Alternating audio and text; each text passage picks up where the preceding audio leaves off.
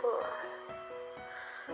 Alam mo naman kung gaano kabigat yung nararamdaman ko. Alam mo naman kung gaano ko nahihirapan. Minsan gusto ko nang sumuko. Feeling ko wala nang pag-asa. Nahihirapan akong lumaban. Pero ikaw na lang yung meron ako.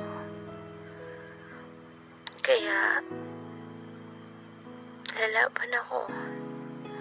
Kakayanin ko. Kakayanin ko kahit mahirap. Thank you po Kasi kahit na ganito, hindi mo pa rin ako pinapabayaan.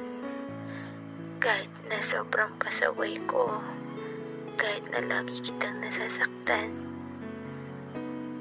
nandyan ka pa rin para mahalin ako.